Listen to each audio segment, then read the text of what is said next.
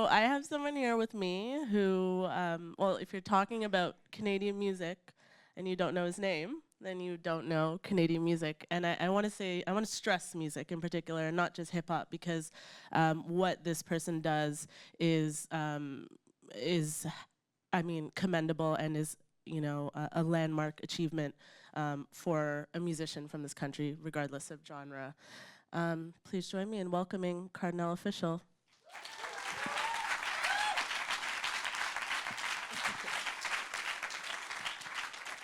Thank you for that, by the way. You're welcome.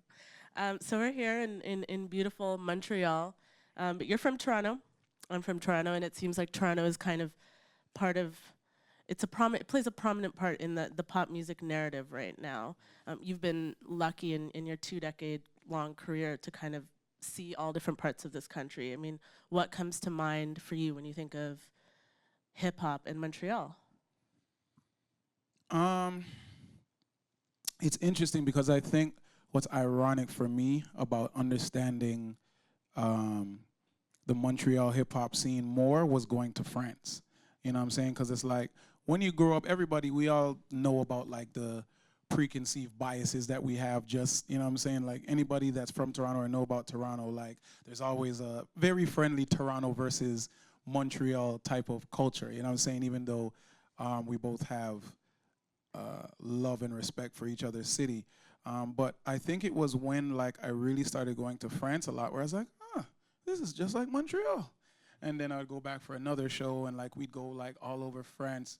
And then when I came back, sometimes that's what happens is it's like you go away and you kind of fall in love more with the things that are closest to you and have always been very close to you. But what I love about the hip hop scene here is the fact that it's always been very self-sufficient, and it didn't really rely on what was going on in the rest of the country, much less Toronto. Like, you know what I'm saying? Not just with hip hop, but just music in general. There's so many artists that can like sell like 100,000, 150,000, 200,000 units in just Quebec alone, and we maybe in Toronto had no clue or idea of who that artist was. And to me, that's always something that I found like, it's something that I always admired, you know what I'm saying? And it's like, it's that same type of passion that I identify in several places that I've been to around the world. That's why I've always been, since the first day that I went back in '99, I've always been a fan of the UK music scene, because also they have a scene that kind of fuels itself and is, you know what I'm saying, is not like so, I think, affected by what goes on in the States, like how Toronto is. And we've, you know, I'm sure we'll probably get to that a little bit later, but we've always had this big brother, but treat him like a step brother, second cousin type of a relationship with America. So yeah, that's always been our dilemma. But I like the scene here, because it's like whenever you come here and you're introduced to the new sounds and the new people, it's dope because they're already rocking and they don't really care if you know who they are or not. Like the Montreal scene and the Quebec scene supports itself. Obviously, you know, there's people like Kardinal and those people that have kind of like transcended everything. But it's like, yeah, there's a lot of amazing people here. Within music and just the arts in general. I mean, and part of the reason for that is the cultural makeup here is different than it is in a primarily English-speaking city like Toronto. You know, a big part of the Toronto music, or certainly the Toronto hip-hop narrative, has to do with the West Indian community in Toronto, which is, you know, made up of primarily Jamaican people from Guyana, Trinidad, Barbados. Here, there are a lot of immigrants from French-speaking countries, so Haitians, people from parts of West Africa. You know, how have you seen that play out in the music scene here? It's still playing out, if you ask me. It's still in the growing process, because I think no matter what scene it is, it's always going to bubble up and get to a point of having to explode and having to seep into, you know, into the ecosystems in other places. So I think, you know, with people like K Trinata and others that are, and obviously I was here a couple months ago with the Fool's Gold Festival and people like A-Track. Like you're always gonna have a handful of people that kind of get through and then kind of help to deliver the message and spread the message of what's going on back home. So I think what's going on now, and especially with K Trinata winning the Polaris the other day, like is gonna bring a lot more shine and spotlight to Montreal. Okay. Your family's from Jamaica. You were born here, if I'm correct. Mm-hmm. Can you talk a little bit about, what your family experienced immigrating to Toronto? Well, for those that aren't familiar, and there's a lot of people, ironically, everybody talks about how Toronto's the spotlight and people talk about Toronto, but they don't really talk about the legacy and the story of Toronto and how it got to where it is right now. And in terms of the Caribbean community, a lot of it was a great brain drain that happened in the West Indies. They actually went to those different islands looking for professionals, looking for teachers, looking for doctors, engineers, nurses, the whole 9 yards. So that's how a lot of my family ended up leaving Jamaica to come here. So we had, same thing. We had nurses, we had teachers, professors that came to Canada, but also for my family went to London, went to Chicago, Florida, of course. Instead of picking the warm, lovely place of Florida, my family said, let's go to cold-ass Toronto. So, but yeah, that's actually where, pardon me, where my parents actually met here, even though they're both from Jamaica. They actually met here. My mom, I think when she was either in teacher's college or something of the sort, she used to work with my aunt. So she actually met my aunt on the job. I think they used to work at like the Bay or something. And That's a department store. Right. And my dad, obviously being my aunt's brother, used to hang around and say, who's that? And, eventually that's what us guys do. We hunt and trap and make babies in life. So that's how my family got together. But yeah, my family, we came up in the 70s. And that's when a large portion of people came from the Caribbean, not just Jamaica. And it was during Pierre Trudeau when he was in power, because he was the Former Prime Minister. Former Prime Minister, yeah. The father of the guy that's there now. He was the one that actually had interesting policies when it came to immigration and opened the doors to a lot of people to immigrate to the country. So it's actually a very similar story that a lot of immigrants share that came to Canada back in those times. So, I mean, I think we'll obviously get into this a little bit more, but I want to kind of lay the groundwork for talking about your music, and I just want you to kind of briefly fill everyone in on why the West Indian community in Toronto is so crucial to our cultural identity as a city.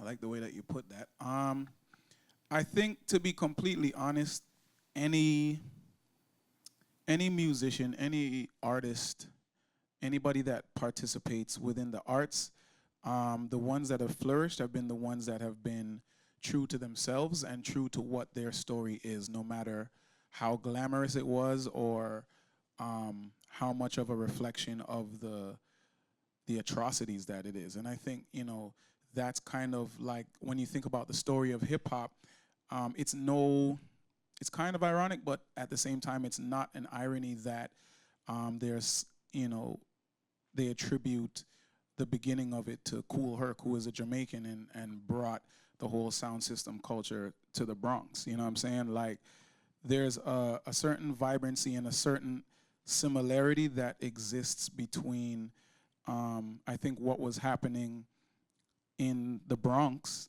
you know what I'm saying, like during the time that hip hop was kind of, or at least the name hip hop was given birth to, there was a similarity between what was happening there and I guess some of the stuff that was happening with the ghetto youths in Jamaica. And I think when it comes to Toronto, with there being, I mean, it's funny, I went to, I think it was his nephew, I went to school with Kool Herc's nephew. You know what I'm saying? And that was just random. He's like, yeah, that's my uncle. I was like, well, he's Jamaican, so it makes sense. But it happens. Anybody who's Jamaican, you know that you're probably related to somebody important down the line. But I think in terms of the genetic makeup of Toronto, for us to be true to who we were, some of our earlier greats were people like Michie Me, people like the Dream Warriors, people like Maestro Fresh West. And this, is way before my time. But if you look at it, it's like, Maestro's family is Guyanese. The Dream Warriors are from, where are they from? I think like St. Kitts or something. Don't mind me, Jamaicans, we're very egotistical. We only care about the big islands. We don't really pay much attention to the small islands. But yeah, pretty much like anybody who was doing anything in the scene in the early days of Toronto all had Caribbean roots. So for us to really and truly be who we were and be true to ourselves, we had to reflect what our lineage was and what our culture was. And because especially at the time when, I guess when the scene was forming within Toronto, it's like we, for the most part, did not want to just copy and emulate what was going on in the States. We wanted for the world to know who we were. And obviously that, within our story, it went in waves. But initially, like I remember being a little kid, and I used to live in a place called Flemington Park, and I remember when Michie Me back in like 87 or something, like came to the hood, and she was shooting a video in Flemo, and she brought this red drop top Porsche or something, and you know what I'm saying? So as a kid, I remember like my first, I guess, local superstars and local heroes to me, those are the type of things that they emulated. So it's like if you think about somebody that's, from your city, somebody like Michie Me, who embraced her culture and her lineage from day one, and then you think about just in the grand scheme of things, you look at hip hop, the bigger picture, and you have like KRS-One, who, a year before comes out with The Bridge Is Over, you know what I'm saying? And for a lot of people, if you do your history, if you're not familiar, The Bridge Is Over is arguably like one of hip hop's most important songs, and especially, definitely like one of the most important battle songs, you know what I'm saying? Because it's like within the past couple of years, this whole battle thing has been kind of, the battle/beef thing has been picking up. And you see amazing songs like, Back to Back that are becoming these anthemic songs. So it's, you know what I'm saying? Like it's more than just the battle or the beef, but this has been happening for decades and decades within hip hop. And, The Bridge Is Over. The majority of the people I think that love the song were not thinking about how KRS-One was totally just demolishing MC Shan at the time. They were just like, the song is just super dope and super ill. So it's like, if you're looking at, you know what I'm saying, one of the greatest hip hop songs that ever came out, you're looking at Michie Me and all these other variables, that just gave birth to people like me who was like, oh, this is what we're supposed to do. You know what I'm saying? We're supposed to embrace it and big up who we are. And I think, from those times, even as a little kid, those were the things that kind of planted planted the seeds to grow into what it became. So that means it's only natural that your first single, which is a song called Naughty Dread, would sound like this.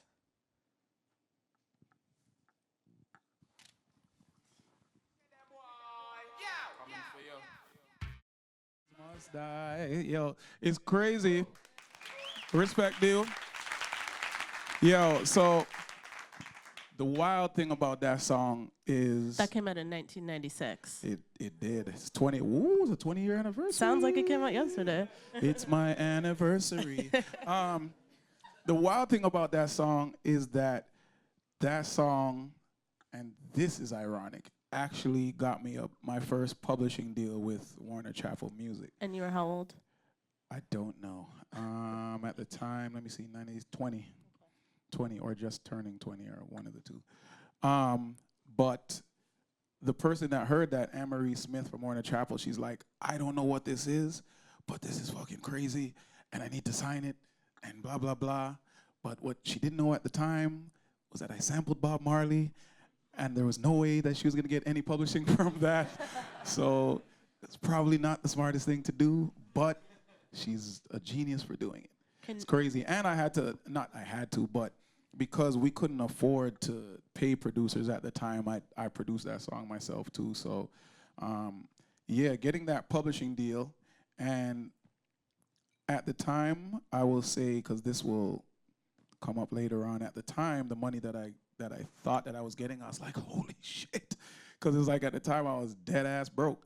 So, you know, they offered me this publishing deal for all this money, and I was like, oh shit, it's about to be on now. I paid for my university bills, OSAP, if anybody, I don't know if they have that Student loans. student loans, paid my OSAP, gave my mom some money, and probably had a few $1,000s left to buy an ASR, and ASR 10, yes, I'm dating myself. It's an insonic machine. All you producers know about it because it's the greatest machine ever built.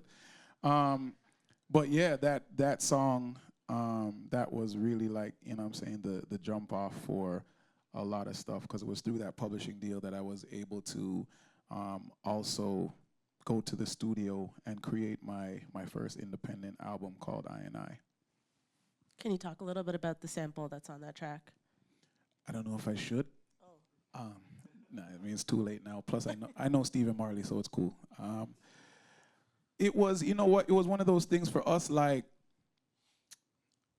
for me, that was my perfect, like, first song, because I think just listening to it, I'm laughing at how I programmed stuff and how I EQ'd it and whatever. But I think what was awesome was that it's like, for us, and when that song came out, and that's called the Eglinton West mix of the song. Like, there's actually another version that's like, I don't even remember what area, like I named the original, but that's called the Eglinton West mix of the song, because it's like, if anybody knows about Toronto, Eglinton West, that's like little Jamaica.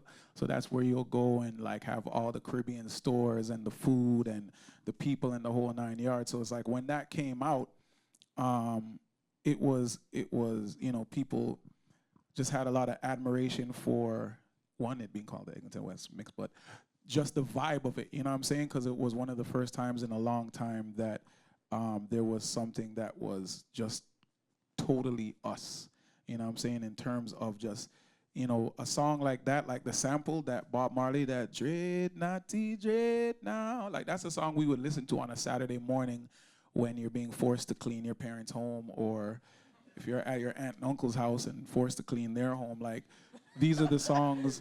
I think it's like a psychological game that they play. They'd play these nice, amazing reggae songs so it wouldn't feel like slave labor. But that's kind of the vibe that we grew up on, you know what I'm saying? It's like, those are the music, those are the vibes and things that we grew up on. So to be able to sample that and, you know, put that into a song that represented who we were as, you know, young, you know, people in our teens and stuff, like, I think it was really dope, and a telltale sign of, I think, for me, what would end up starting my whole career, because they say kind of like, for the most part, like, put your best foot forward, and how you start is usually how you'll end. So Yeah, I mean, I wanted to play that song not only because it's your first single. You also won a Juno Award for that, right? I don't remember. Yeah, you did. No disrespect, Junos. Thank you. That's awesome. But I wanted to play that song because everything you're doing on it, you know, the melody, flow, the rhythm, that's stuff that is still present in your music today, and you've showed a really early, very strong command of that stuff. I mean, where did that come from? Yeah, I mean, one thing to note about me is that I came up around a lot of DJs. I grew up with music, you know what I'm saying? My dad was a DJ. He passed, but his record collection, like, you would see all of them say DJ Soul Prince. You know what I'm saying? So my dad was an avid record collector. And if you know anything about how the vibes were in Toronto, they were extremely tough. Like, if you were able to be successful in Toronto, you could be successful anywhere. And I say that, like, not exaggerating. Like, the time that we came up, literally, I was telling one of my young G's just the other day, like, you would get bottled off stage if you were whack. Like, it's not like you could go on stage, not be good, and people would just be like, he was okay. Like, you would literally get food, bottles, all kinds of stuff thrown at you, you know what I'm saying? Like, it was not a very um, receptive environment. So it's like you had to be dope. You had to have a certain type of aggression, and I think that was within our music, but it was just also with it. It was within the shows, and also, you know what I'm saying, in the streets, because at those times, obviously, like, the internet wasn't around. Like, it wasn't, things didn't exist like how they exist now. So it's like the interaction that we had.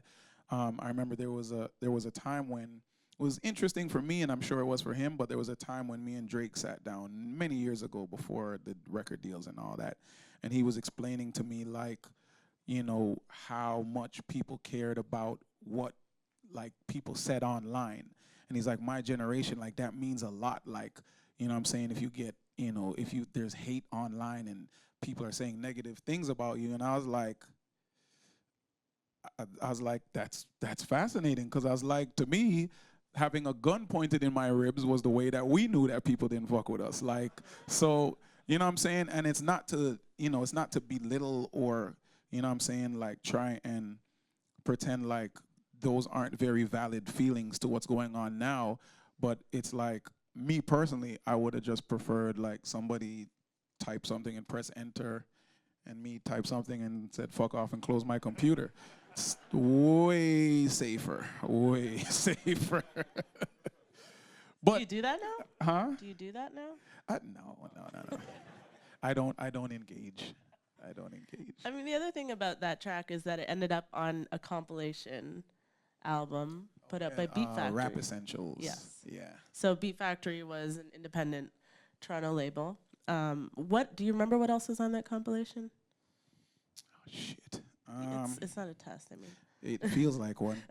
No, and all my friends are gonna be like, "You're an asshole. You didn't even say my name." because on it's there." all your friends who are on it. Yeah, right? I mean well, you know what? That's good to note that, like, it was a very close knit Yeah. community in Toronto.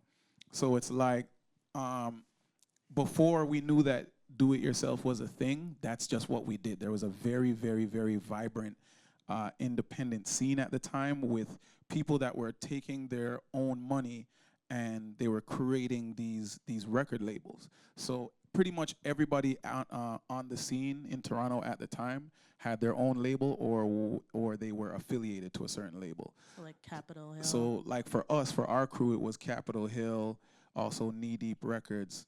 But then you had like Groove a Lot Records. You had, can't remember, Frankenstein had a label. There were all these different, you know, these different labels that all these artists were associated with. And I think it was that type of do-it-yourself, but also that close-knit community that gave birth to the atmosphere. You know what I'm saying? Because I really feel like what's going on in a city and the vibrancy and kind of how you view yourself. For instance, like right now in the UK with grime, like grime's been around forever and a day, but now that it's starting to get international acclaim. When you go to London, or when you talk to your people in London, it's like it's just creating monsters, because people are all of a sudden like super hungry, they're super hyped, because they know that the spotlight is on and that at any single second any one of them can pop. But then also because they're representing a whole genre and a whole country and a whole movement. And I think that's how it was for us back then, is it's like you had all these ill MCs like you know, Ghetto Concept, Orb, which stood for Original Rude Boy, that gave birth to Jellystone. Those guys that came from Rexdale. You had all these guys from the East End, G Knight, Six Sense, Citizen Kane. Then you had like, you know, the Chauclairs, the Socrateses, and all these, you know, all these different people. Like, what was going on in the city, if all that shit wasn't happening at the time, I don't think that the music would have been as urgent. You know what I'm saying? And I think also what happened, to inject something that is very, very key, in 1992 was the Rodney King beating. And we all know about the LA riots and the ripple effect that it had. Well, that ripple came all the way to Toronto, and there was actually riots that occurred up and down Yonge Street. And because of those riots that happened in Yonge Street, the government invented something, or created something rather, that was called the JOY program, and that stood for Jobs for Ontario's Youth. And it was through the JOY program, working together with the Toronto Arts Council, that they created something that was first called Fresh Elements, and in its second, in the second phase of it, was called Fresh Arts. And it was through the Fresh Arts program that I was mentored, because what happened was, with that program, they had people from the TV industry, from the radio industry, studios, all these people. They donated their time and their experience to mentor us, and it was from that you know, came people like who you guys know now as Director X, people like Socrates, who out of my crew was the first to get a record deal in '95 with Warner Brothers. Came Shaw Claire, came, you know, Julie Black, all these people. Oh, sorry that I didn't mention her earlier, because I forgot that she's actually from Montreal. But Tara Chase, who was the female rapper in our crew, she was originally from Montreal, and we stole her and brought her to Toronto. But out of that craziness that happened within society, again, it trickled down and, you know, somehow managed to merge its way into the music. And it's all these different things that just happened in succession, that played an amazing part in, I think, the big boom that happened in Toronto in the early to mid 90s. So at the same time that this was happening in Toronto, in Vancouver, there was a label called Figure 4, started by Soul Guy, and he was managing a group called the Rascals, and you guys did a song together, and in 1998 you also put out a video for the track, and I think Tara Chase makes a cameo in this. Am I correct? I think so. I think so. So I've been watching it for a while. I'm ashamed of my hair. No, it's great. It's great. It looks mad crazy in that video. I'm just saying. So yeah, we're gonna take a look at that.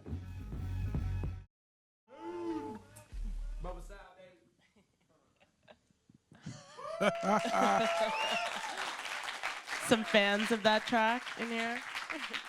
So what did we watch? What did we just watch? We watched me with a hairdo that only a young black female should have. This is a video for a song by the Rascals called Northern Touch. Yeah. Featuring yourself, Socrates. I can only do it if I actually rap the chorus. Otherwise, I always forget. No, it was Rascals, Checkmate, Cardinal and Thrust, Shaw Clear. Yes.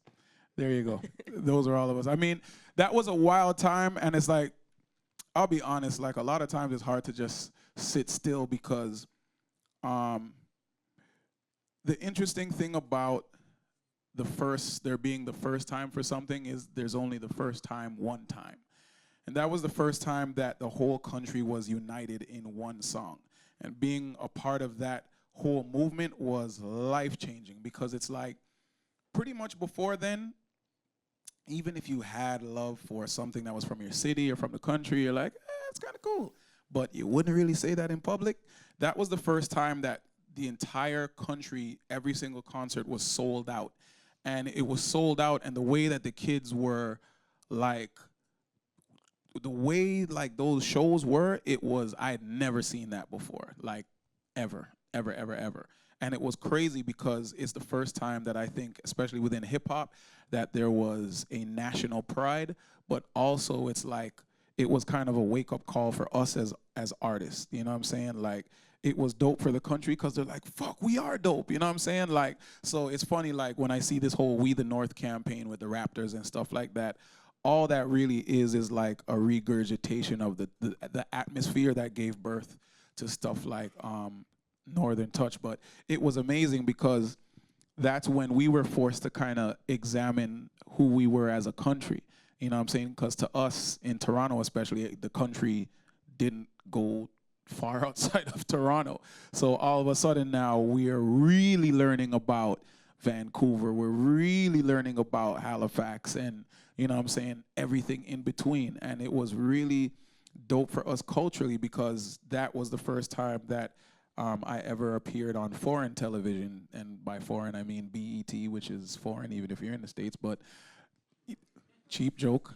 But yeah, that's the first time, tough crowd. First time that, first time that we were ever on BET. And I remember, you know, after that, there was a time, quick story, I was in the Beverly Center and, you know, some Latin guys rolled up on me. I was like, fuck, this is way too stereotypical. Like, my first time to LA and I'm already gonna get like fucking rolled up on by some crazy OGs. And so they were like, hey man. I was like, what's going on, dude? He's like, was that you in that video, man, on BET? I was like, yeah, that was me. He's like, yo, that shit's crazy. I was like, oh, respect. And, you know, after the urine dried from my pants, like, it was, you know, it was dope because I was like, yo, like, you know, it's cool to have the love at home, but, you know, to realize, like, that they not just love it, but actually respect it outside of your country's borders is, like, something super dope. And again, especially at that time, because literally our country, especially for hip hop, we had nothing.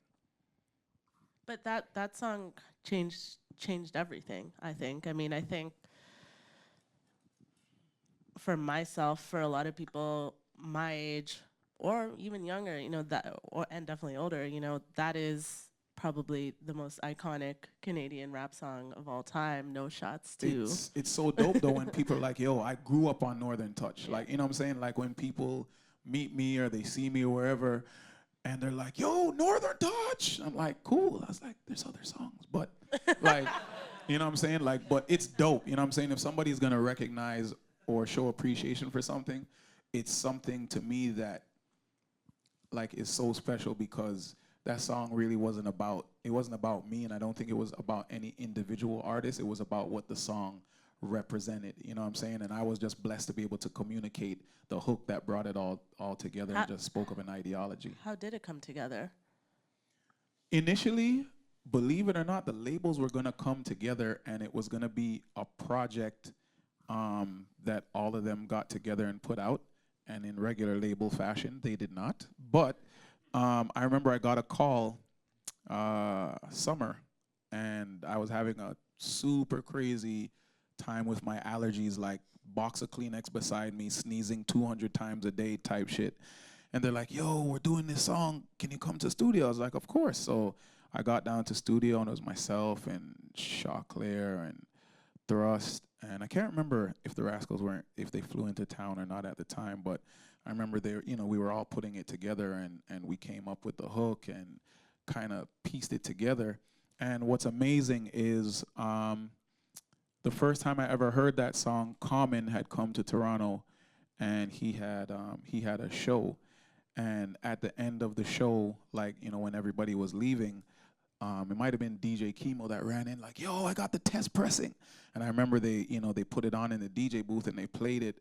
And like for us, like it was magical, yo, like hearing it put together, but hearing it in the club, like it was fucking crazy. Like it just, you know what I'm saying? Like you just, you know, like you hear a song sometimes and you just, I tell people the great songs, people like ask me now, like, you know, what do you look for? Like either from, you know, your work with Universal or just being an artist, like how do you go about collaborating with people and how do you know when a song is special? And sometimes when somebody plays you something or you hear something, you're just like, you can't really describe it with words. It's really just those vibrations that connect with you. And I think that's why that song was able to connect with so many people around the planet.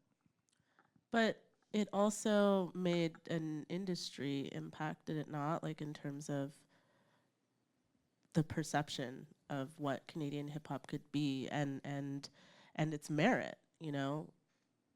That song was nominated for a Juno Award. You guys performed that song at the before Skepta came out and mobbed out at the Brit Awards with a million guys on stage. You guys did that. Duly noted that we turned it down that year because of I think the lack of respect that we felt that the Canadian industry had for hip hop. at the time. And it was a thing where the Rascals are like, yo, we want to give it back. I was like, what the fuck you want to do that for? They're like, because we're just trying to make a statement.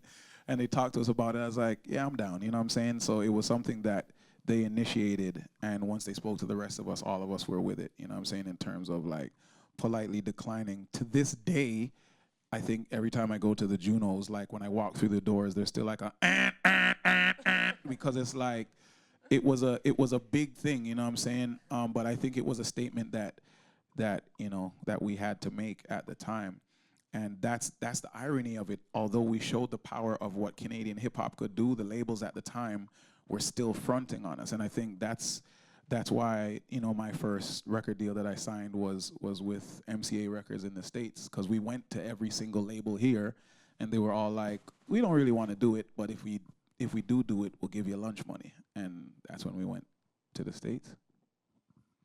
So then you move from that kind of raw sound to this.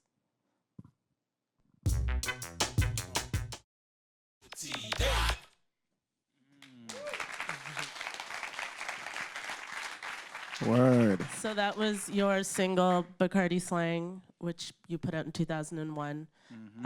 And you were talking about going to the States earlier. I think the first time I saw that music video was on BET, not on Much Music.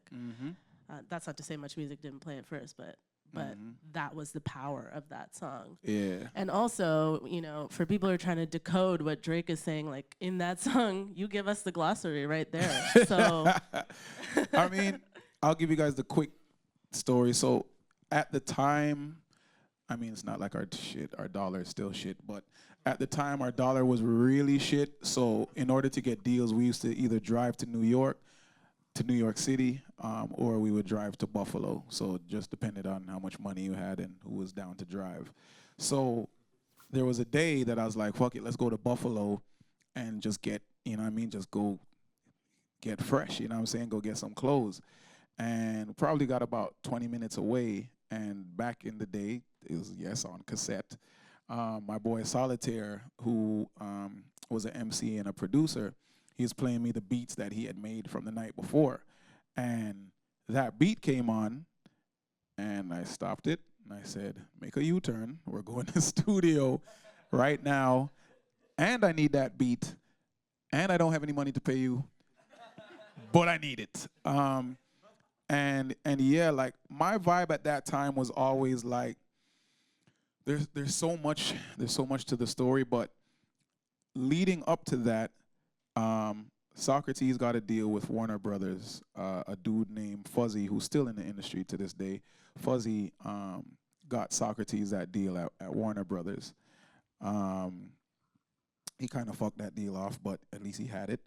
Chauclair got signed to Virgin Records up here, and then got signed also, I guess they did a joint venture with Priority Records in the States. So leading up to that, there were a series of events to where we always had to prove ourselves. So everybody knows about Sway in the Morning, Sway that's on Shade 45 and MTV, and Interview the President, stuff like that. Talk show. So yeah, Sway had a legendary show called, you know, him and his partner Sway and King Tech, the Wake Up Show. So I remember, like, if you know anything about that show, at any given time, like whenever they had MCs in the house, there's like 20 MCs, you know, from the Bay, from LA, from wherever. And of course, because we were Canadian, I remember when we went on, we were like the 3 last MCs, because they're like, put those guys last. But that happened every single place that we went in America. Like, we had to prove ourselves. When we went to, you know, we killed the Sway and King Tech show. We went to, you know, what was it called? Friday Night Flavors, I think, in LA with Mr. Chalk and C- and those guys. Like, same thing. We used to have to go and kill it over there. When we used to go to, like, Stretch and Bobbito's show, like, same thing. Everywhere we went, we had to, you know what I mean, like, work overtime. But it was always my dream for people to yell out my city the same way that anywhere we went, like when we went to LA and we went to a concert, they'd be like, yo, it's Compton in the house. Hey, what's up with my Hollywood? Hey. You go to New York and they talk about every borough, Brooklyn, Manhattan, blah, blah, blah. Never did anybody ever say Toronto. And like, for me at that time, like, I was arrogant and probably crazy enough to think at some point in time, I'm gonna do some shit to where people are gonna yell out Toronto. So when I made Bacardi slang, every single thing about the intent of that record was to change the way that people thought about the city that I came from and ultimately my country. That's literally why in the hook, and everybody knows it's the T dot, because I wanted everybody to yell that out whenever they heard that song. And that's why I also spoke about, like, again, we were just kids from, you know what I mean, like kids from the street. And I don't mean that in the like we were gang banging type of shit. I mean, like, literally we had blue collar parents who were doing what they could to provide for us. None of us were well off. But we had this drive and we had this idea that if we came together and kind of pooled our money together, that one by one we'd be able to push one guy to that next level. So that's what we did with our independent singles, you know what I'm saying? Like, if you go back and you look at the history, it's funny. My manager was showing me, he went into this shop and they had all these old 12 inches that we had. 12 inches are pieces of vinyl. And on some of the pieces of vinyl, like you'd see on one side would be Chauclair, and on the other side it would be like Kardinal and Solitaire. And that wasn't because of anything other than we couldn't afford for me to have my own vinyl to myself. So we just split the money and we're like, all right, you'll be the A side, you'll be the B side type of thing. And that's literally what we did up until I got my first deal with MCA. And then with Bacardi Slang, I just wanted everybody to know who we were. And that's why the very first line says, we don't say, you know what I'm saying? T Dot says, you don't know, because where we come from, we weren't, the shit that we would hear in the Wu-Tang records and anybody, like, we don't say, you know what I'm saying? You know what I'm saying? Like, that shit that we would hear from New York, like, where we came from in Toronto, a man would say, yo, you know what I'm saying? Yo, you're reaching the club, man would say, you don't know. You know what I mean? Like, that's just who we were.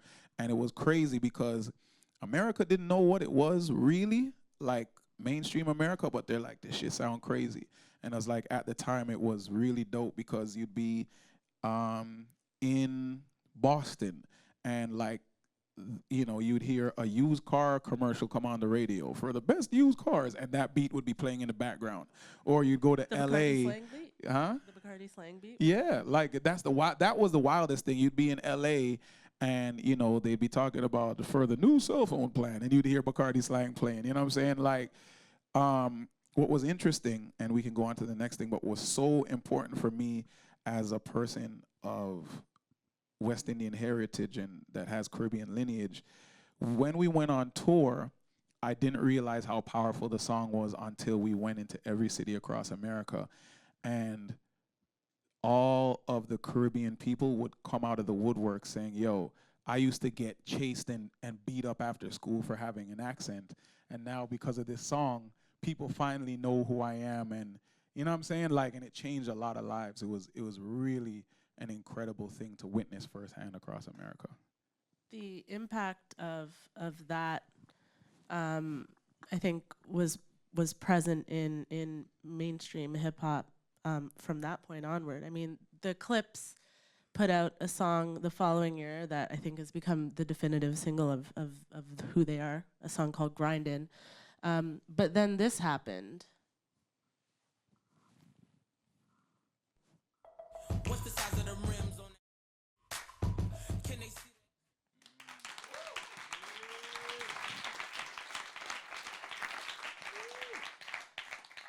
So that was the Selector remix of Clips's Grindin' featuring Sean Paul, Random Guy, and Kardinal. Yo, it's very important and it's very funny to note the story. I'm in Toronto, just coming back from the States, and doesn't matter the name of the club, but I'm in the club in Toronto. I go up the back stairwell where the artists go or whatever, because we're all divas. And the door opens up, and it's fucking Pharrell. I'm like, what are you doing here? He's like, yo, I'm promoting my group, NERD, blah, blah, blah. It's like, oh, shit. He's like, yo, I fucking love all-time killing. That's my fucking shit. And I'm like, yo, I love fucking what you're doing with those clips, guys. That shit is crazy. He's like, yo, we're going to do a remix. He's like, I would love to get you on it. Now, if you guys know anything about the industry, that's what everybody says all the time. Love your shit, man. We should do some shit together. 90% of the time, doesn't fucking happen. Unless you're at the Red Bull Music Academy, and that's all you do is collab. But ironically, like literally 2 days later, now mind you, this is before sending files over the net, I get a FedEx to the studio.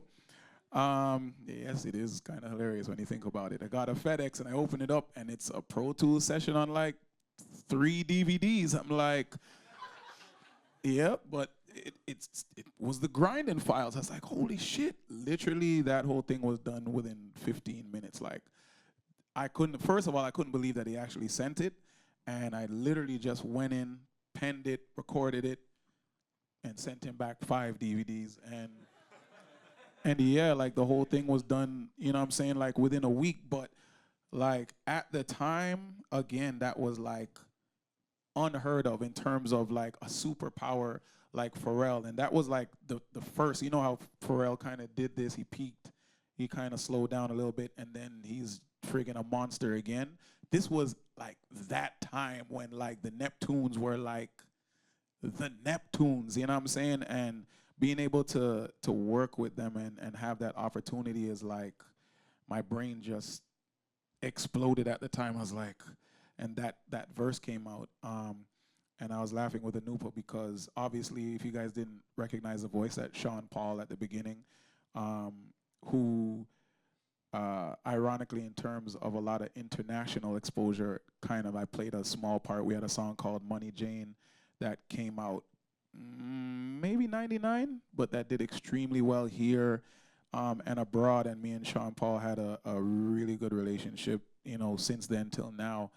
But the middle guy was just, he was random. He's like, honestly, I was like, Pharrell, who is that? He's just one of his brethren. He's like, yo, I'm giving you this shot, gonna throw you in between Kardinal and Sean Paul, and he was never heard of again. But, you know, he managed to take up 1 minute and 30 seconds of that song. So hats off to random guy. But yeah, like that song was so key for me because it's like, besides my own music, that was one of my first, I think, grand scale features that I was able to land at that time.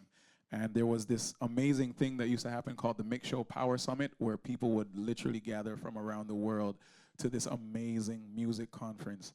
And I remember I performed that song. It was the Clips, myself, and actually Supercat that performed that song live in Puerto Rico. So if you Google it, go to YouTube. I think there's a performance of that from the Mix Show Power Summit. But yeah, those times were very, very, very, very exciting and incredible. You and I have talked a bit before about the impact that what Canadian artists were doing had on what was happening in mainstream American music. I want to show people kind of what you mean a little bit when you talk about that. So I want to play a Rascal song, a song called "Top of the World," featuring featuring Barrington Levy, who's a reggae dance hall legend. So let's listen to that.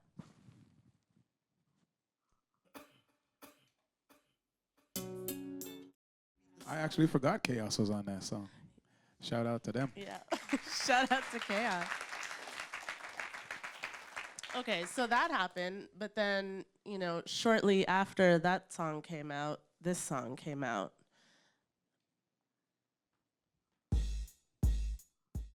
Well, it depends on who you ask. It's not necessarily an accident.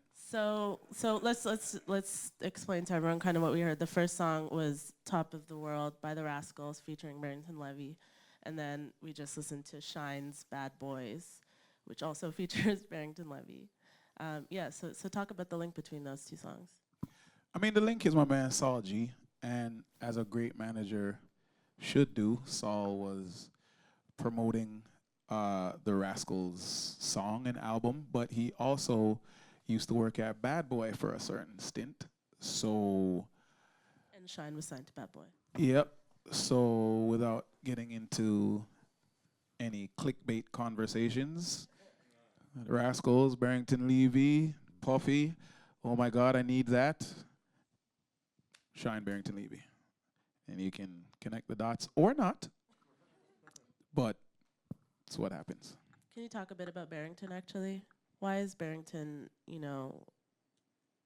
so influential or iconic? I mean, Barrington is dope because he has this weird thing in his throat that's like a human melodyne or like a human auto-tune setting. There needs to be an auto-tune like a Barrington setting. Like, it's crazy. Like, the things that he can do naturally is wild, and I think that's always been his thing even before, like it was an actual thing. But I mean, Barrington, he's a legend. And Red One from the Rascals, Red is actually Antiguan. So, he has the Caribbean roots, and he, always loved that song because the hook that they did with the Rascals is actually a pre-existing Barrington Levy song that they just took in, and he sang it over on their joint. But I mean, with us, there's always been a lot of participation from the dancehall community. Because I mean, even with Bacardi Slang that we played earlier, it's crazy because I got a call from this guy. I was in New York on promo, and this guy calls me and he's like, "Yo, Kardi." I'm like, "Who is this?" He's like, "Yo, Kardi, I got Bounty Killer on the phone." And it's fucking DJ Khaled, who was my, at the time, like I knew Khaled for a lot of years, like since the late. Before he was a Snapchat Yeah, guy. since the late 90s. Like, "I got Bounty on the phone." No, he said, "I got Rodney on the phone." And, Bounty comes on the phone and he's like, "Yo, Cardinal, I want to talk to you about this song, Bacardi Slang. I love it. The way you're taking the Jamaican slang with the English thing, I love it. Gotta do a remix, take it to the next level." So, literally, that's what he said. And, like, within a few days, he just happened to be in New York, and myself, him, and I think Richie Stevens at the time were in studio. And the crazy thing about Bounty Killer is, like, you've probably heard these stories about other people, but he was in the studio, and the beat's playing. And, when you're in studio with people just like studios here, you're looking at the other person, you're vibing, you're bopping your head or whatever. But he was just like,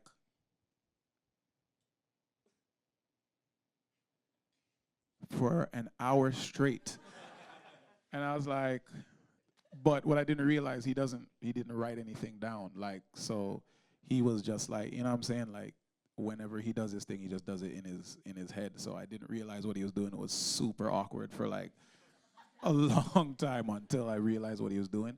But we ended up doing a couple of collaborations, and it's dope. I went on to work with everybody from Bounty Killer to Spraga Benz to Vibes Cartel. That was actually a connection through Bounty Killer. Most recently, Massacre, Stephen Marley. The dancehall community has always embraced me, and a lot of times just always shown a lot of love and affection for the way that we've embraced dancehall in Canada. And I think it's super amazing because from what I told you about how difficult the scene was in Toronto, multiply that times 10 and add a 5 for Jamaica. It's not bottles though, definitely guns. So, yeah. But I mean, it's dope because, thank God it was a community that had been essential for us, and it's just great that, what I'm saying, like they welcomed pretty much like they welcomed their sons home. Because I remember one of the best lines that Bounty ever said to me, we had just, when Bacardi Slang came out, we performed it at something called Delano's Revenge that had like 30,000 people at it. And he pulled up the song one time and he said, what did he say? He said, "I want you guys to show love to Kardinal because he is of Jamaican parentage, which means we own a percentage. So, so that was one of the best things like that I'll never, you know what I'm saying, I'll never forget. And it's interesting because it happened right after 9/11 that 26 of us actually went down to Jamaica, including the Rascals. So, you know, Red One, everybody was there. And it was an incredible time. But yeah. So the reason why, you know, I think it's important to kind of lay the foundation of all of that stuff of of how much your culture has influenced you and in turn influenced kind of the landscape of hip hop in this country, or at least in Toronto, let's say that, and then trickled back into Jamaica. I mean, that we're seeing that now today. So when people wonder, you know, what is Drake doing, or why are all of these artists from Toronto all of a sudden getting onto these sounds? I mean, that has roots in what you've done, and you've always been doing it, and you're still doing it. I mean, you put out an album last year called Kardi, your fifth album, and you could still hear that stuff present on that record, and yeah. I mean, Drake's a kid just like anybody else in Toronto. You know what I'm saying? It's just one of those things. It's not like he had to reach. And when people talk about authenticity, I think to me, like, this is like, especially in telling his story, it's kind of hard to like grow up in a place like Toronto and not at some point in time have that kind of leak into who you are. You know what I'm saying? Like, to me, it's the equivalent of I don't know, being in New Orleans and at no point in time do you ever talk about Mardi Gras and all the cultural things that you experience, you know, through that, or being in New York and having something like, you know, the Labor Day parade on Eastern Parkway, like having those things not in some type of way affect you, or pretend like you could live in Brooklyn and not ever, you know, talk about how the West Indian culture, you know, is a part of who we are. And I think you've seen it over the years in hip hop come at various times. You've seen it in, you know, Smith and Wesson. You've seen it come through in the Fugees. You've seen it come through if you dip back to Heavy D, and now you're seeing it in Rihanna and Drake and Beyonce and Justin Bieber. The Justin Bieber one's a bit of a stretch, but it all, you know what I'm saying? It's all a reality, you know what I'm saying? Like, it is what it is at this point in time. And I just love the fact that, you know what I'm saying, like, Drake is on that platform, and he could have, you know what I'm saying, veered left, but instead, you know what I'm saying, like, he veered right and kind of started to incorporate what has always been around him as long as I've known him. You know what I mean? And he's always, you know, he's always been in the scene, sometimes as an actor, sometimes as a musician. But I think it's dope. And unfortunately, it's funny because people, they say, what is all this London slang that Drake's trying to put into his music? And I'm like, That's Bacardi slang. well, I'm going to say I'm not that vain, but I'm like, that's our, you know what I'm saying? Like, that's just what we grew up with in the city. Whether you like it or not, it's not foreign for somebody Greek to be like, yo, Kardi, wagwan. Like, it's just how we, you know what I'm saying? It's just how some of us talk, not all of us, but it's just within our culture. So I think it's dope that he's representing home, because that's what it is. When I look and I see it, that's what I see. I mean, this is a big conversation that's happening now, and I think, you know, we are finally hearing from people in Jamaica who are, you know, maybe feeling slighted by how their music or how their culture is being represented internationally. There's a lot of young people in here making music, people watching this making music. How do you, I mean, do you have any words or any thoughts on how you take inspiration from other cultures, whether it's, you know, reggae dance hall or whatever it may be, in a way that feels respectful to the original people? I mean, for me, I think the best way to not have people feel that type of way is to include them and to be inclusive, because it's like I travel and have traveled the world. And anything that's kind of inspired me, I try and have those people participate in it. So it's like, my family's from Jamaica, but I'm a huge fan of soca music. But it's like when I do, when I do soca, if it's not something that I do with Bungie or Marshall or Kester Band or, one of my friends, there's things that you'll see behind the scenes, like, a song that I have that's called It's Always Carnival Time with me and Kes. Not is it just that I have an artist from Trinidad who's heavy in the soca scene, but it's like the engineers mixing the song, you know what I'm saying, are people from Trinidad and that type of a thing. And I think inclusion, because it's like, if you think about it in a Canadian type of way, whatever it is that we represent here, if people just came and they're like, oh, they're doing this cool shit in Canada, and just left and went and did it and it became super popular, people would be like, yo, what the fuck, that's Canada shit. You know what I'm saying? The same thing would happen if it was the UK with what's going on with grime. Imagine all of a sudden, like, Jay-Z just started doing grime, but there were no grime artists on his album, no grime producers, but he's just taking the sound, you know what I'm saying, that is fundamentally a UK thing and just doing it. I'm sure there would be animosity there too. So I think what a lot of those artists are saying is, it's like, you're taking from us, and I'm more by you, I just mean people in general, because there's a lot of people that are inspired by what's going on in dancehall, but there's a lot of people that kind of just say thanks and they just leave instead of actually having the people participate. And I think that happens in with any country, whether it be Germany, France, Jamaica, Japan. I think just as long as you have some type of inclusion, I think you'll be able to avoid the criticism and skepticism. You mentioned soca music, one of my favorite types of music. So I was really happy when you... Before you even play that, you see how you said you were really happy? And this is arguable in here for as long as you guys are here. I think soca is literally the only music on the planet that is 99.9% a happy genre.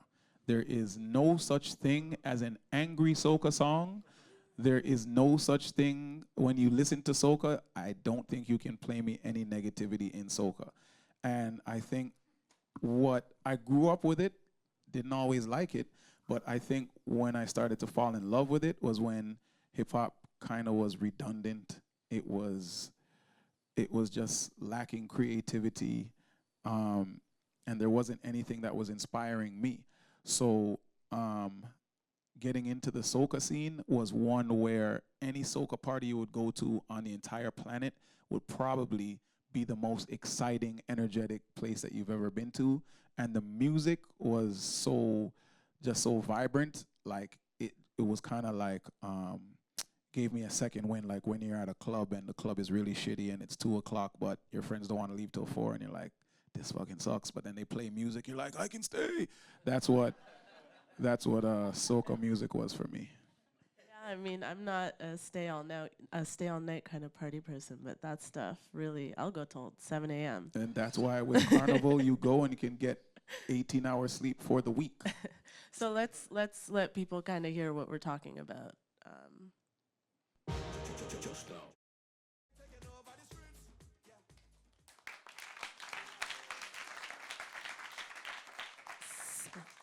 So that was a song by Bungie Garlin called Truck on the Road, and you did a remix of that. That's from, I believe, Carnival season 2014. Very important to note, he did the remix of it.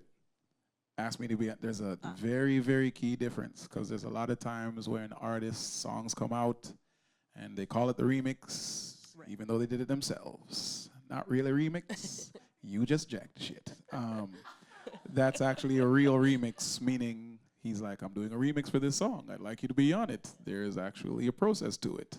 Here's my verse, puts it together, puts it out. I also think that's kind of an interesting song. I mean, it's an interesting song for us to listen to, because I don't know how many people here are familiar with soca, but I don't know if that necessarily sounds like what people know of soca, you know? It is it reflects kind of the increasing influence of EDM on soca culture in Trinidad, which has a lot to do with how that's its own self-sustaining industry. Bungie is doing what I'm doing or what I did and am doing with hip hop. For Bungie, he doesn't like for soca to live in a box, and his artistry, he doesn't want to be the typical everything happy, everything good, jump, jump, jump, and a wine, wine, wine, and a jump, jump, jump. He wants to try and like inject a little bit more creativity and more lyricism into it. And that's probably why, like, you know what I'm saying, like he's one of my best friends and why we get along so well musically. And a lot of you guys, some of you guys might have been introduced to Bungie like through like Skrillex or, you know, Major Lazer or a lot of big EDM bands and producers, because a lot of them have been going to Bungie the last few years, you know what I'm saying, and doing collabs.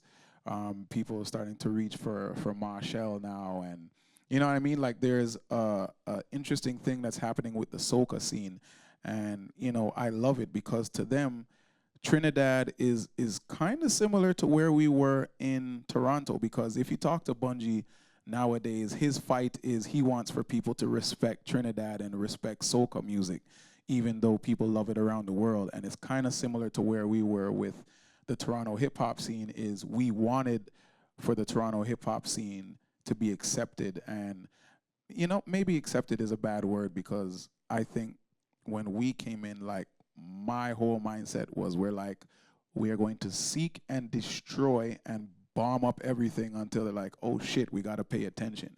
And what's interesting is that was always my frame of mind, whether it was doing a song with Vibes Cartel or T-Pain or Sean Kingston, Lady Gaga, Rihanna, doesn't matter, Akon, anybody that I ever did a song with, I was always going in there like with the intention of, this is amazing that these people have me on the song, but at the same time, they're going to motherfucking respect Toronto. So I think that's the same mindset that he's in now with soca and with Trinidad, and it's amazing because he just got back from France doing another collab, and they're doing, you know, so much shit over there in soca, and it's amazing because it's starting to permeate between, you know, Afro beats and all these different things that are kind of combining soca into African rhythms and also blending EDM at the same time, and I love the international sound that's happening in hip hop and just other genres also.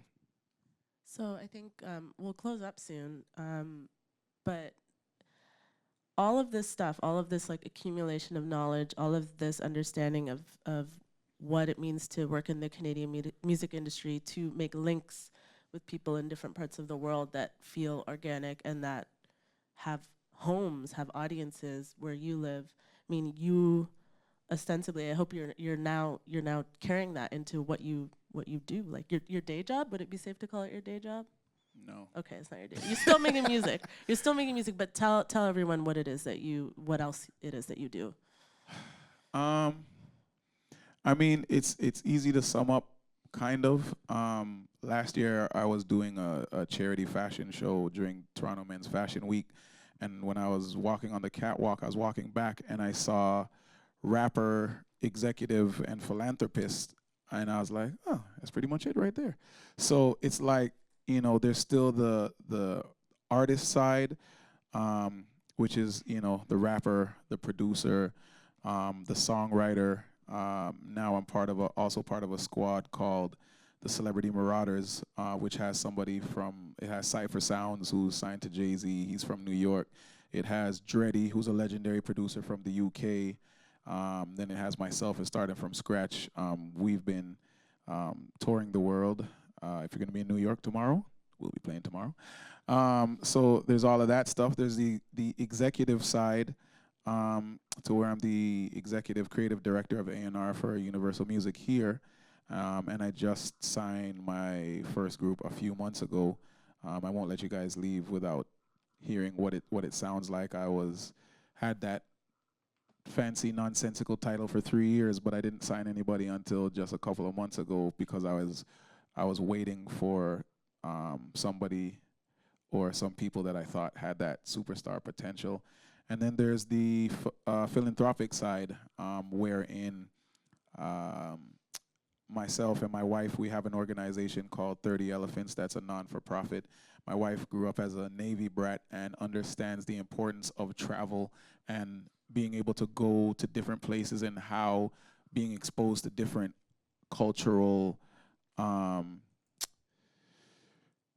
rituals, really, being able to go to China, go to the Philippines, go to Africa. When you go to these different places and you see how different people live, not only are you now understanding that the way that you operate is not the only way to do something, but it also gives you a greater appreciation for what you have back home. So we partnered together with the Kielburgers, who have an organization called Free the Children, and I work very hard together with them to create an annual trip to where we take kids primarily that wouldn't be able to afford a trip to Kenya, and we take them to Africa, and we build schools, we build clinics, we go into the community, we volunteer, and it's a really transformative trip. So that's mainly what I do on the philanthropic side. I'll also be touring with them to a stadium near you for a thing that we have called We Day that happens at pretty much every major stadium in North America, as well as the UK and other places. You were, you're in your role as executive creative director for 3 years, and you didn't sign anyone until a few months ago. So what was it that you were waiting for? It wasn't the more. Sorry, not to say money. I mean, like, what was the Oh, okay. spirit? What was the? You're like, what was it you were Sorry. waiting for? Sorry, I was like, you know what? I said to the funny thing is I've been A&Ring my whole career, my whole life. So pretty much anything that you've heard for the most part was myself that went and found this person and said, I believe in them. And it's been crazy being able to, over the years, not discover, but, Estelle, before she was Estelle, me and her were working because I knew her from the UK. Glenn Lewis was on my demo tape. You know what I'm saying? Sean Paul was on my demo tape before these people went on and sold gold and platinum albums and all that. And it was my lawyer, Theo Settlemeyer, and my manager, Mr. Morgan, at the time, that's like, yo, you've been in A&R your whole career. It's just that you never got paid for it. So being able to, shout out to Randy Lennox, who was the former president, and also the current president, Jeffrey Remedios, for giving a rapper the opportunity to actually have influence and be able to sign, because a lot of times there's certain A&Rs that actually don't have the signing power. So I think it's really dope that they believe in me, what I've been able to accomplish within my career, and also for me to, I guess, be able to see what the future might look like. You know what I'm saying? Give me that power. And yeah, the group that I signed, they're incredible, and pretty much to go with my legacy, they're international. Eastbound, who is originally from the Netherlands, so he's Dutch. He moved to Toronto about 5 or 6 years ago. If you don't know who Eastbound is, he produced Antidote for Travis Scott, along with Wonder Girl, and then also there's Millie Manson, who is a rapper. He's like me. He's of Jamaican heritage. And then there is Pri, who is a 18-year-old female Sri Lankan. And it sounds crazy, but together, like the mix organically, I mean, they also live 5 minutes away from each other in Brampton, but just the mix of all of them, when I heard this song, I played the song like 50 times in a row, because my sound engineer, he's like, I need you to hear my little brother. I was like, oh boy, here we go again. And he pressed play, and probably the first 10 seconds, in my head, I'm killing myself. But when it kicked in, like, it's what I was talking about earlier, like when you hear that song and there's those vibrations, that thing that's just organic, that thing that just takes over you. Like when I heard this song, I knew that this was something crazy. And yeah, what's amazing is, the song just dropped a week ago, but the reception has been just out of this world, and I'm super, super, super hyped for what these kids are gonna do, and for also what they're gonna represent, because I think they really represent what Toronto is, an amalgamation of cultures, of styles, and I think it's dope because although they are all 21 and younger, their sound also is able to permeate the old bitter men of hip hop. So I think that yet another hard room, cheap joke. But yeah, I think it's gonna be dope because we performed it for the first time last week. When I say we, I mean I was cheering from the back, but like they killed it. The crowd was super receptive from just having heard the song for the first time, and that's really been the reaction. Can I play the shit for you guys? Like, I think And then we'll go to questions. then we'll go to questions. But yeah, man, like it's just one of those ones for me where I was like, ugh, like it has the yuck. You just do the yuck face when you hear it. But I think in a really good way. The kids represent what I feel is happening right now. There's a lot of aggression. There's a lot of misplaced anger. A lot of different stuff, and I think it all comes out um, in this song. Not to mention, I think individually they're stars as well. So the group is called EMP, stands for Eastbound Millie and Pre, and pardon me, Red Bull gas. The song is called Rebellion.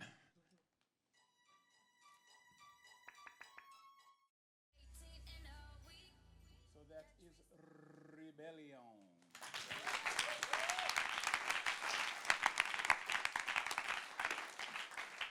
Thank you for taking the time to hang out with us today and talk about all this amazing stuff. Please, this is dope. Listen, first and foremost, anytime Red Bull calls, I always oblige, whether it's being a part of sound clashes in New York or stuff in Toronto, here in Montreal, whatever. Like, I think first and foremost, we should all give a big round of applause to, the Red Bull Music Academy for even having this shit happen.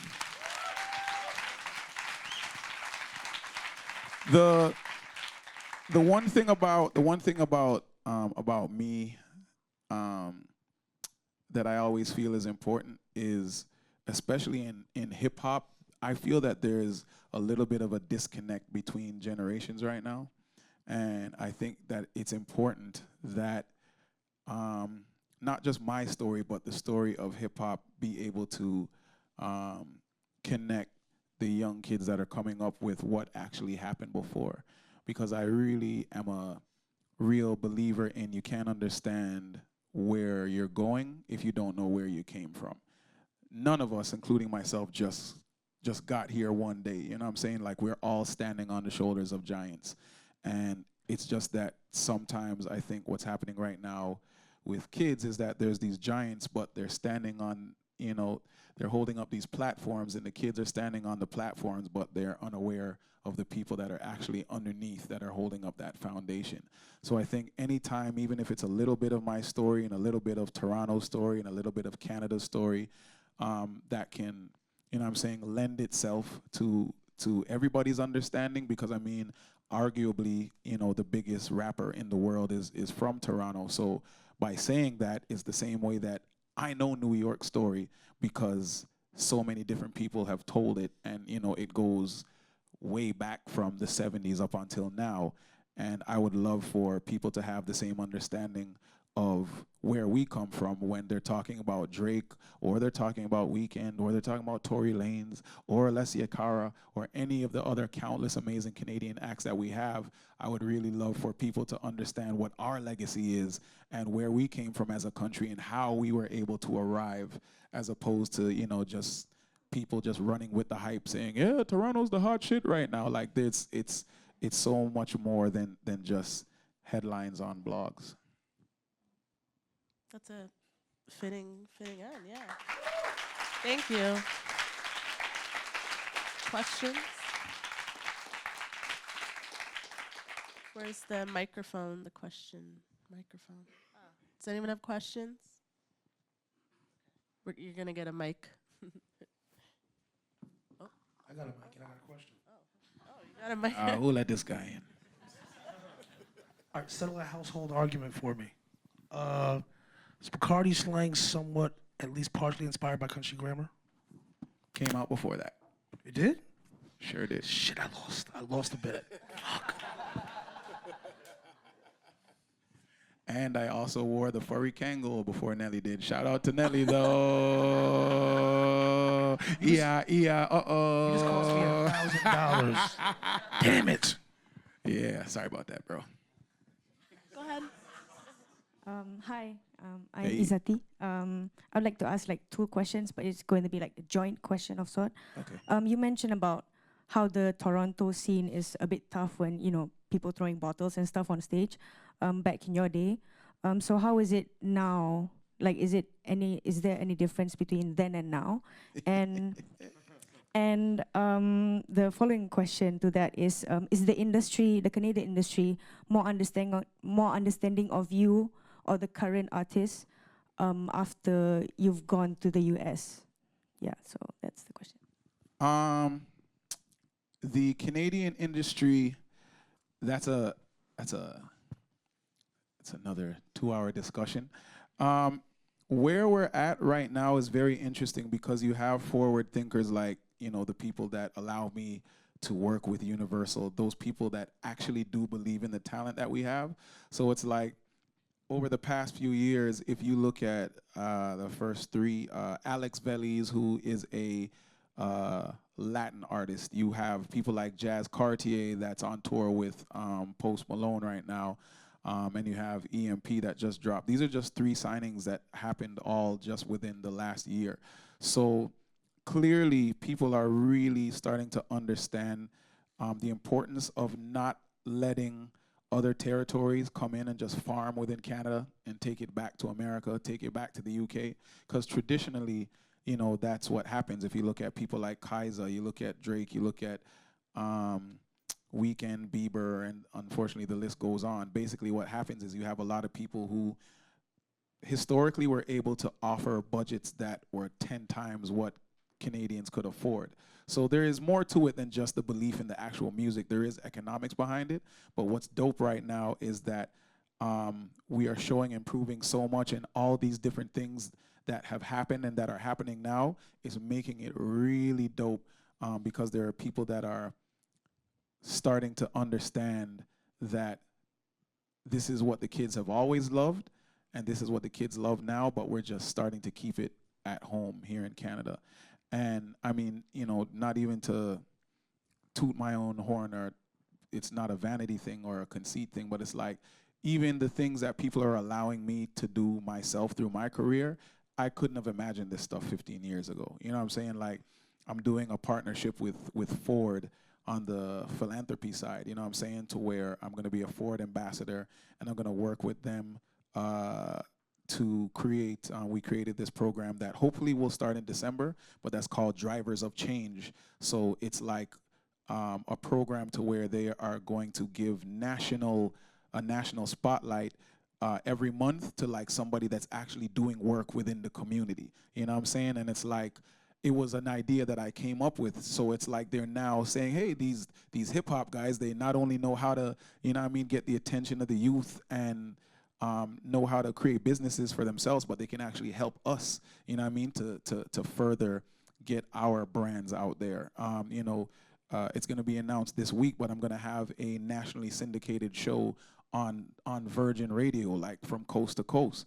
And it's like unheard of, especially if you listen to Virgin Radio, you know that that doesn't really, you know, necessarily fit what your image would be of Virgin in your head, but it's the same thing. It's like little by little, these doors get kicked down, and you know, and just we just get through. And as soon as we get through, there's some people that, you know, whatever, rightfully so, do it for themselves, and they have a great career and they make a lot of money and they do their thing. But then there's some people that want to be able to initiate change, and I think I'm one of those people. Like, my legacy will I guess speak to you when you can see 10, 15, 20 years and 30 years from now, somebody being like, oh my God, I'm able to provide not only for my family, but I was able to, you know, do more than that, provide for my family and my community, but it all traces back to that first thing that you did, you know what I'm saying? When you kicked down this door, you did this. And I think what's happening is the Canadian industry is really starting to understand the power that hip-hop music has and the role that our community plays. And if you ask about what Toronto's like now, it's soft, but it's soft in a good way, because there's a lot more opportunity for kids. So it's weird. Well, here's the thing. People talk about gatekeepers nowadays. People talk about, oh, the gatekeepers, the old regime, they got to go make room for everybody else. But what I liked about the gatekeepers, because I was part of that same thing, I had to prove to the gatekeepers that I was dope. So Toronto, yes, it was a little bit more harsh, but it's like it kept the bullshit at home.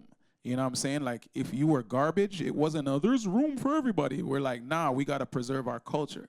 Because what happened, I can't remember the year in particular, but I think it started, to be honest, with the term hating. People are like, you're just hating on him. You know what I'm saying? Like, let him do his thing. But I think what we were doing was we were preserving, for the most part. There's always going to be bullshit that gets through, but a certain standard, a certain level. And I kind of, the other day, we had this conversation that kind of opened my eyes to something. If you look at going from Melly Mel to Rakim, there's a change in the way that they rapped. But the thing was that Rakim, you can't really argue whether you like him or not. His skill level, it was up here. The bar was up here. From Rakim to Nas, whether you like Jay-Z better than Nas or whatever the scenario was, from Rakim to Nas, again, there's a difference in the way that they rapped, but in terms of the bar, up here. If you go from a Nas to a Kendrick or somebody like that, again, a difference in the way that they rap, but still the bar is up here. There's always gonna be younger people that come in and do it differently, but the bar is up here. But what's happening in hip hop, because we don't have the gatekeepers, the bar is way down here. So that's why I say it's cool, because it gives more people opportunity, but at the same time, without those people that are organically curating what they want the culture to be, it's letting a lot of bullshit get through. And there's people that'll be like, oh, it's not bullshit because you don't like it. That's bullshit. I think honestly, hip hop was something that literally started with the DJ, in terms of the rap music anyway, started with the DJ, and the MC at first was secondary, was the accompanying instrument to the DJ. But the one thing that was the common thread was that it was lyrical. They used to call us street poets. They used to say it's, this street poetry. And it's, you can break it down to a science. It's literally being studied in universities around the world. There is a science to hip hop, and there is a commonality between the best, things that have risen to the top.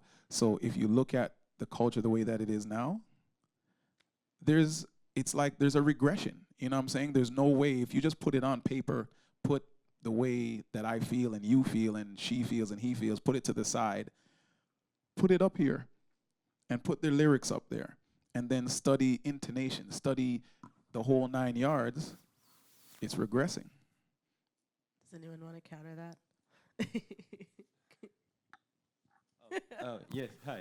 Hey. I wanted to ask you, in the same vein as the same first question from Isati, that, I heard a phrase once that said that there are music business people and business people. How has your relationship been with the people that really care about the music and the art versus the people who only care about the money, and the institutions and the record labels and the people within the record labels, especially since you got to live the whole transition between a moment in time where the record industry was selling CDs or cassette, or it was really selling the physical thing, and now there is, for example, the Red Bull Music Academy, who isn't a record a label per se, but it's still like doing thing for music, like let's say real musicians. So how has your relationship been with these two like sides of it? It's very, very, very, very difficult to balance. Um, to be honest, like I was the first thing before I even got this position. They were like, "Kardi, we want you to have your own record label." I was like, "Not interested. Keep it." Um, and when we got to having the meetings, again, it just shows you the mindset that we are progressing. But they allowed me to be able to participate, but under my own terms. So I'm still able to be a functioning artist. It's not, they never said to me, you have to be in the office every day and sit behind the desk and answer random calls of people who want you to sign them and stuff like that. But it's tough because there are people that unfortunately only see what we call the bean counters. There's only people that see the money side of it, and that's all they see. The bottom line is that's literally it. But I mean, shout out to Lucien and all those people that gave Jeffrey Remedios, in my case, gave him the opportunity to be president. Because one, he's only a year older than me, which is crazy because when you think of presidents of labels, sometimes you think of these old guys, but there's a lot of younger presidents that are coming into power, number one. Number two, Jeffrey comes from, he had his own independent record label that was called Arts and Crafts. So he already had the mindset of somebody who was very much involved in everything that his artists did. And if you know anything about the independent scene compared to the major label scene, there's a fundamental difference in how they operate. But yeah, you lose a lot of sleep sometimes, bro, to be completely honest. Like, you lose a lot of sleep because it's like there's many people that I think are super dope, but I'm like, yo, the label, it's not for you, like, with what you're doing. But I think that's the dope part, kind of about where we are within music, because there's so many different opportunities for your music to get heard. And you can have a career, and not just one where you're just getting by. You can really come up and do extremely well around the world based on all the tools that we all have at our disposal right now. You know what I'm saying? It's like, I still remember I was in Jimmy Iovine's office when that whole Soldier Boy thing was coming about. And it's crazy because within my discovery, he was one of the first artists that was literally able to be discovered by double clicking. You know what I'm saying? Like, that was really one of the first ones that used the power of internet and YouTube and that whole nine to launch their career in a big way. And I remember, like, it was weird, like, because Jimmy was pissed because at the time he was like, fucking YouTube, they're fucking up everything and blah, blah, blah. And he was going on and on and on and on. But it's very interesting for me to be around at that time because, like, that's literally where we are now. Like, streaming is fueling the industry. You know what I'm saying? But he was concerned about that back in whenever I signed that deal, like 07, 08. You know what I'm saying? And now people look at him and, he's with Apple Music and, did that whole thing. But this is something that's been on his brain for almost a decade. So where we are right now, we really have the opportunity to flourish. If you're going to be with a label, it's got to be because you did your research and you know what a label can do for you. It's not just something that you aspire to because all your favorite artists signed a record deal. You've got to look at it now and say, all right, this is who I am as a brand. What can that label do to enhance my vision and enhance my brand? And I think that's when things are magic, is when there's a true partnership. And I think if there wasn't that partnership, I don't think I'd be able to work with the labels. But I think right now that's what's going on, is we're more and more understanding that the power lies within the artist as well as the label. And when that true partnership happens, that's when great things seem to happen throughout the world. Any more questions? Okay, the mic is coming.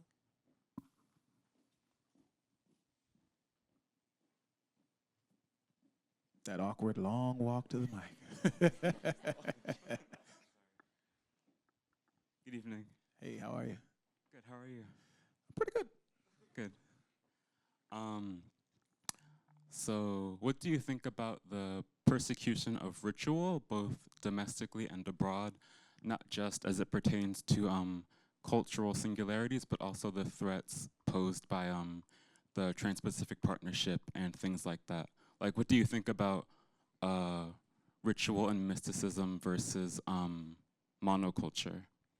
Oh man, you know the funny thing is, it's like I talk about monocultural experiences all the time because it's like I loved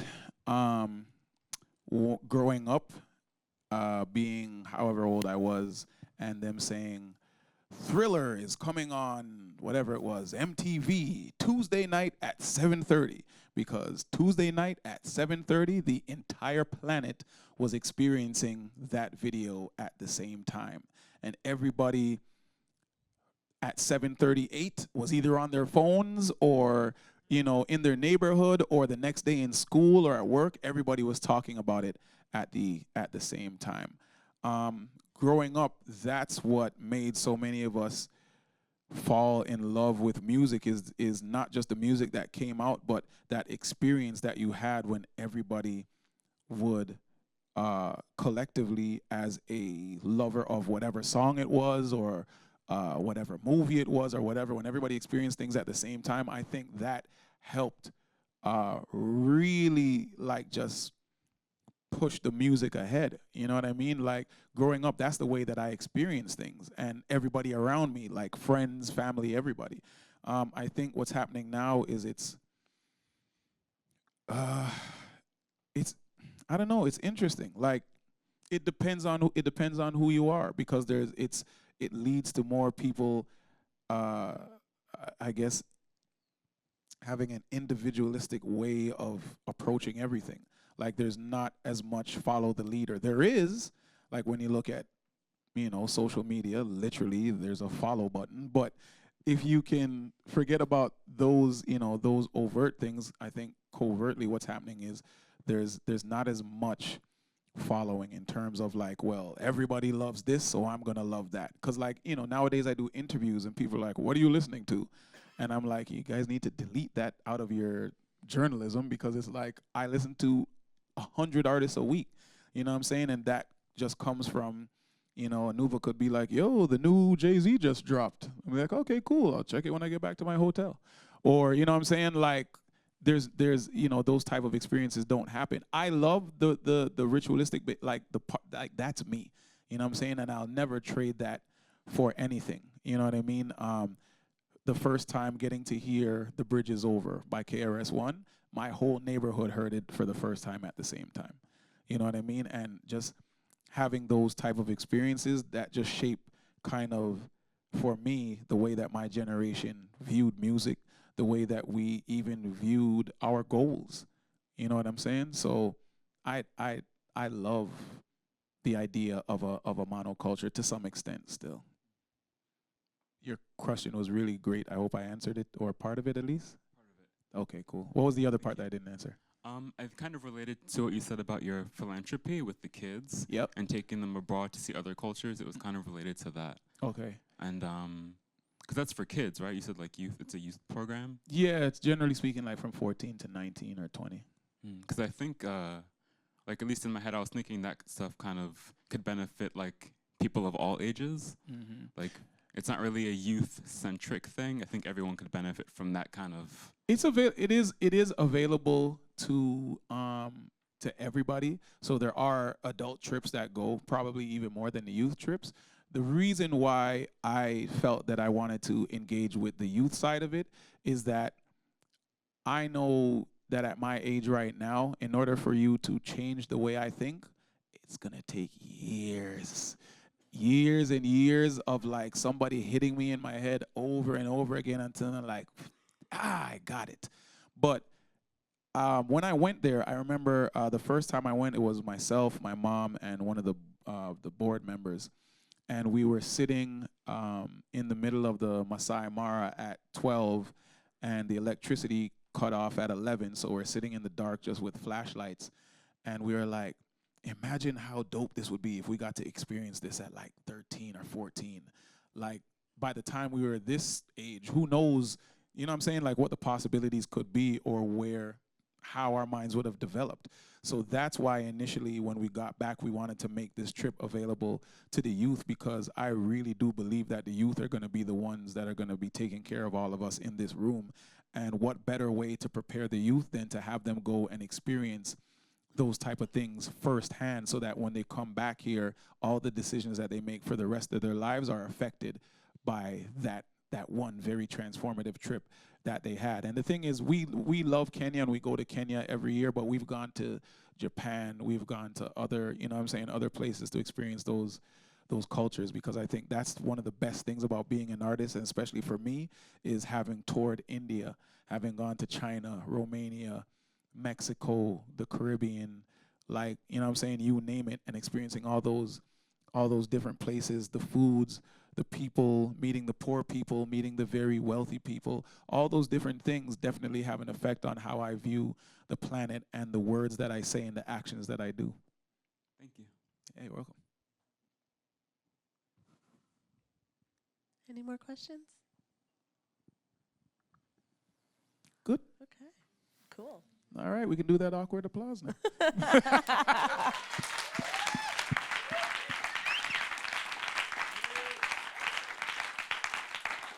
I was gonna say, just to end it off, for me, I wanted to say thank you guys for sitting through my rambling, but also like just for being a part of molding what the future of the industry will be. Because looking at this room, like for me, this is dope. You know what I'm saying? Because it's like I see several different. I don't know you guys. You guys could all be from Coat and Edge. I don't know, but it's like looking at you guys. I see just several different backgrounds. I see, you know, different genders. I just see a lot of different people that are coming together for the love of the arts, and I think that is something that is, for me, I can go and breathe a big sigh of relief, because I think people like you guys that are not just creating sounds, but creating the environment for where music will exist moving forward. I think it's really dope that you guys even took the time out to hear just some of the stories as to where it came from, especially coming from Canada. So I thank you guys for coming out and for doing what you guys do. So round of applause for yourself. And yeah, just big up Anupa. She is you know, even before I knew who she is somebody that is super awesome, and somebody that is really, I think, engaged within the music community. And you know, when they told me that she was going to be leading this today, for me, even though I know her now, it's still an honor. So please make some noise for Anupa.